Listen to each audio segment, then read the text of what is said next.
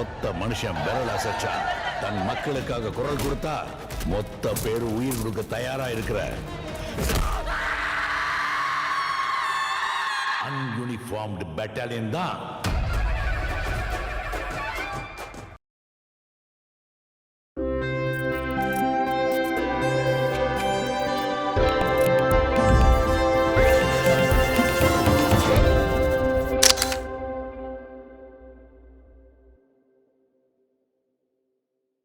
வணக்கம், நான் உங்கள் ராகவகுமார். இது தீபிகா அதிர்கள். மீண்டும் ஒரு விமர்சனத்தில் உங்களை சந்திப்பதில் மகிழ்ச்சி.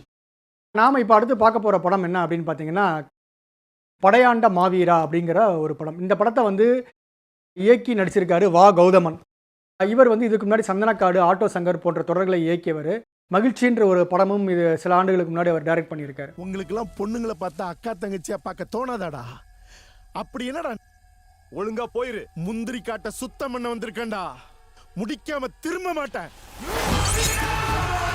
இந்த படம் எப்படி எடுக்கப்பட்டது அப்படின்னு பார்த்தீங்கன்னா, சில ஆண்டுகளுக்கு முன்னாடி மறைந்த ஒரு அரசியல்வாதியான காடுவெட்டி குரு அப்படிங்கிறவரோட கதையை மையப்படுத்தி தான் இந்த படம் வந்து எடுத்திருக்காரு. இதில் இந்த கேரக்டரில் வந்து குருன்ற கேரக்டர்லேயே இவர் வந்து நடிச்சிருக்காரு. நிறைய எதிர்பார்ப்புகளுக்கு நடுவில், நிறைய விமர்சனத்துக்கு நடுவில் இந்த படம் வந்திருக்கு. இது எப்படி இருக்குது அப்படிங்கிறத நம்ம வந்து பார்ப்போம். நம்மளுடைய அரியலூர் மாவட்டத்தில் இருக்கக்கூடிய கங்கை கொண்ட சோழபுரத்துக்கு பக்கத்தில் இருக்கக்கூடிய ஜெயங்கொண்டம் அப்படிங்கிற ஊரில் வந்து இருக்கிறவர் நம்ம குரு.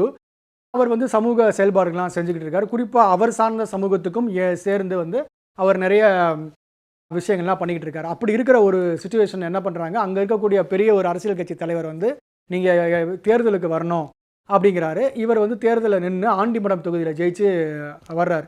இவருடைய செயல்பாடு ஆரம்பத்திலேருந்தே எப்படி இருக்குது அப்படின்னு பார்த்தீங்கன்னா, ஒரு போராட்டம், இந்த மாதிரி விஷயங்கள்லாம் இருக்குது. அவர் வந்து எப்படி இந்த அரசியலுக்குள்ளே வந்தார் அப்படின்னு பார்த்தீங்கன்னா, அதுக்கு ஒரு வரலாறு சொல்கிறாங்க. அதாவது என்ன அப்படின்னு பார்த்தீங்கன்னா, இவருடைய மாமா வந்து அவருடைய அப்பாவை வந்து ஒரு உள்ளூர் தேர்தல் முன்முறை காரணமாக கொலை பண்ணிட்டார். இவர் அது பதிலாக வந்து என்ன பண்ணுறாரு, சில ஆண்டுகளுக்கு பதிலாக யார் கொலை செஞ்சாரோ அவருடைய மாமாவே தலையை வெட்டி ஊருக்கு நடுவில் வச்சார் அப்படின்னு சொல்கிறாங்க. இந்த காட்சியும் இந்த படத்தில் வந்து வந்திருக்கு. அதுக்கப்புறம் கொஞ்சம் கொஞ்சமாக நியாயத்தை, அதாவது ஊரில் இருக்கக்கூடிய தவறுகளை தட்டி கேட்கறது, ஊர்களுக்காக முதல்ல போய் குரல் கொடுக்கறது அப்படிங்கிறத மாதிரி இவர் இருக்கார். இதனால் ஒரு பிரபல அரசியல் கட்சி வந்து இவரை கூப்பிடுது. அது ஜாதி சார்ந்து இருக்கக்கூடிய ஒரு கட்சி தான். இருந்தாலும் அது செல்வாக்கு மிக்க கட்சியாக வட தமிழ்நாட்டில் இருக்குது. இப்படி நான் சொல்லும் போதே அது எந்த கட்சின்னு உங்களுக்கு தெரிஞ்சிருக்கும்னு நினைக்கிறேன். ஸோ வந்து பாட்டாளி மக்கள் கட்சி தான். அந்த கட்சியினுடைய ஒரு தலைவர் வந்து நம்ம என்ன பண்ணுறாரு, நம்ம இவரை வந்து கூப்பிடுறாரு. அவர் அது மூலமாக வந்து அரசியலுக்கு வர்றாரு. அரசியல் ஒரு செயல்பாடு வேண்டாம் அப்படின்னு நினைச்சுக்கிட்டு இருக்க அந்த குரு வந்து அரசியலுக்குள்ள வர்றாரு. தமிழ்நாட்டோட பொலிட்டிக்கல் ஹாட் ஸ்பாட் மொத்த டிஸ்ட்ரிக்ட்டுமா sir? He is not an accused. He is not a criminal. He is a leader. வந்துட்டு அரசியலில் வந்து பார்க்கும்போது அவர் என்ன சொல்றாரு, அவர் நினைத்த மாதிரி அரசியல் இல்லை. அரசியலில் வந்து நிறைய பேர் இவர் வந்து விலை பேசுகிறாங்க. எதற்காக விலை பேசுகிறாங்க அப்படின்னு பார்த்தீங்கன்னா, கடலூர் மாவட்டத்தில் வந்து ஒரு நெய்வேலி பழுப்பு நிக்னேட் கம்பெனி இருக்கு இல்லையா, நெய்வேலி நிலக்கரி கம்பெனி. அவங்க என்ன பண்ணுறாங்க, அதனுடைய விரிவாக்கத்திற்காக நிறைய கிராமங்களை வந்து கேட்குறாங்க. ஆனால் வந்து இவர் மக்களால் கிராமத்தை கொடுக்க மாட்டேங்கிறாங்க. ஏன்னா தங்களுடைய இடங்களை காலி பண்ணிட்டு போக முடியாதுங்கிறாங்க. ஏற்கனவே எடுத்த கிராமங்களுக்கும் இடங்களுக்கும் சரியான இழப்பீடு தரல. ஸோ அதை அவர் முன்னிறுத்தி போராடுறாரு. இந்த போராட்டம் வந்து மிகப்பெரிய அளவில் நடக்குது. கடைசியில் வந்து அவருக்கு என்ன ஆகுது அப்படின்னு பார்த்தீங்கன்னா, அவர் வந்து நோய்வாய்ப்படுறாரு, இறக்கும் தெருவால் இருக்கார், இறந்தும் போடுறார். இதுதான் அவருடைய கதையாக இந்த படத்துலையும் சொல்லப்படுது. இந்த படம் வந்து எப்படி அவங்க எடுத்திருக்காரு, போர்ட்ரேட் பண்ணியிருக்காரு அப்படின்னு பார்த்தீங்கன்னா, இது வந்து ஒரு உண்மை சம்பவம் அல்லது உண்மை மனிதரின் அடிப்படையில் வந்து எடுக்கப்பட்ட படம். ஒரு வரலாறு படைக்கிறோம் அப்படின்னா அதிகபட்சமான சினிமாத்தனம் வந்து இருக்கக்கூடாது நிச்சயமாக. ஆனால் இந்த படத்தில் பார்த்தீங்கன்னா கொஞ்சம் சினிமாத்தனம் வந்து அதிகமாக இருக்குது. சினிமாத்தனம்னு சொல்கிறது ஒரே ஆள், ஒரே ஹீரோவே நிறைய பேர் அடிக்கிறது, சண்டை போடுறது, அந்த மாதிரியான சில விஷயங்கள் வந்து மறுபடியும் அந்த படத்தில் வந்து காட்சிகளில் வந்து வந்துக்கிட்டே தான் இருக்குது அப்படின்றது மாதிரி சொல்லணும். ஆனால் வந்து காடுவெட்டி குரு மேலே நிறைய விமர்சனங்கள் உண்டு. இந்த படத்தில் வந்து அவர் மேலே எந்த ஒரு விமர்சனமுமே அவர் வந்து வைக்கல, வேற யாரும் அவர் வந்து வைக்கல. இது வந்து சரியான படைப்பா? ஏன்னா வந்து ஒரு தனி மனிதரை பற்றி நம்ம படமாக எடுக்கும்போது அவருடைய பின்னாடி இருக்கக்கூடிய விமர்சனங்களையும் வந்து நாம் வந்து எடுத்துக்கணும். ஆனால் இந்த படம் வந்து அந்த விமர்சனங்களையும் வந்து எடுக்கலை. விமர்சனத்தையும் முன் வச்சு அதோட இவருடைய நல்ல விஷயங்களையும் காட்டியிருந்தால் இந்த படம் வந்து இன்னும் ஒரு சிறப்பான படமாக வந்திருக்கும். வா கௌதமன் வந்து நம்ம நடிப்பில் பார்த்தீங்கன்னா நம்மளுடைய விஜயகாந்தை நினைவுபடுத்துகிறாரு. ஒரு குட்டி விஜயகாந்த் மாதிரி இருக்கார் தன்னுடைய நடிப்பில். அந்த கருப்பான ஒரு கலரில் அவருடைய கோபமும் அந்த ஆக்ரோஷமும் பார்த்தா நம்ம வந்து நம்ம காடுவெட்டி குருவை நினைவுபடுத்துறதை விட விஜயகாந்தை நினைவுபடுத்துறது தான் படத்தில் வந்து அதிகமாக இருக்குது அப்படின்ற மாதிரி சொல்லலாம். சரண்யா பொன்வனன் நல்லா நடிச்சிருக்காங்க. படம் ஆரம்பிக்கும் போது சாதாரண படமாக ஆரம்பிக்குது, இடைவேளைக்கு அப்புறம் சாதாரண ஒரு படமாக தான் போகுது. ஆனால் கடைசி 20 நிமிட காட்சிகள் வந்து கொஞ்சம் ஓரளவுக்கு பரவாயில்லாமல் இருக்குது. அந்த படத்தை அதுக்காக ரசிக்கலாம்.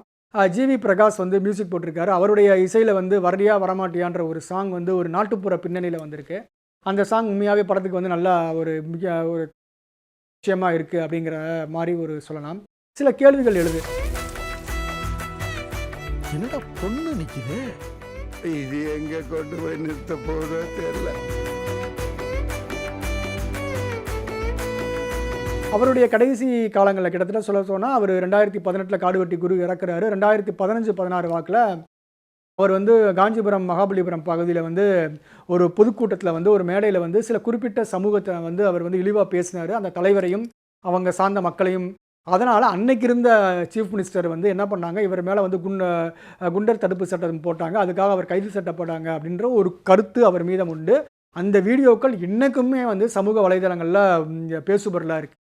ஆனால் இதெல்லாம் இந்த படத்தில் வந்து இல்லவே இல்லை. அவர் எல்லா மக்களுக்குமே பொதுவான ஆளாக இருந்தாருன்றத மாதிரி இந்த படத்தில் சொல்கிறாங்க. ஆனால் இல்லை அப்படிங்கிற இன்னொரு சாரார் கருத்தும் இருக்குது. அதையும் வந்து இந்த படத்தில் எங்கேயாவது வச்சுருந்துருந்துருக்கலாம், அல்லது அதை பற்றி ஒரு விவாதமாவது கொடுத்துருந்துருக்கலாம். கூடிய மட்டும் இதில் ஒரு நல்ல விஷயம் என்ன அப்படின்னு பார்த்தீங்கன்னா, இவர் வந்து ஒரு சமூகம் சார்ந்த செயல்பாட்டாளராகவும் இருந்திருக்காரு. இந்த படத்தில் எங்கேயுமே மற்றொரு சமூகத்தை படத்தில் சொல்கிறேன், எந்த ஒரு இடத்துலையுமே வேற ஒரு சமூகத்தையோ வேற ஒரு மதங்களையோ இழிவாவையோ இதாவையோ அவர் வந்து காட்டலை. அந்த அளவுக்கு இந்த படம் வந்து ஒரு சிறந்த படமாக சொல்லலாம். மற்றபடி இது இந்த படம் வந்து பிடிக்கிறவங்களுக்கு பிடிக்கும். ஆனால் வந்து தமிழ்நாட்டில் அதிகமாக தெரியாத ஒரு சிலருக்கு மட்டும் தெரிந்த, குறிப்பாக வட மாவட்டங்களில் மட்டுமே தெரிந்த ஒரு காடுவெட்டி குரு அப்படிங்கிற ஒரு அரசியல்வாதியை பற்றிய ஒரு படம். இதில் உண்மைகளும் இருக்கலாம், அல்லது நீங்கள் பார்க்கும்போது இல்லை இது இப்படி இல்லைன்ற எண்ணமும் உங்களுக்கு வரலாம். எல்லாமே நீங்கள் இதுக்கு முன்னாடி என்ன படிச்சிருக்கீங்க, எப்படி பார்த்துருக்கீங்க அவரை அப்படிங்கிற பொறுத்து தான் இந்த படம் உங்களுக்கு பிடிக்கும். நன்றி, வணக்கம். மீண்டும் அடுத்த ஒரு விமர்சனத்தில் உங்களை சந்திக்கிறேன். உங்களிடம் விடைபெறுவது தீபிகா அதிர்வுகளுக்காக ராகவ் குமார்.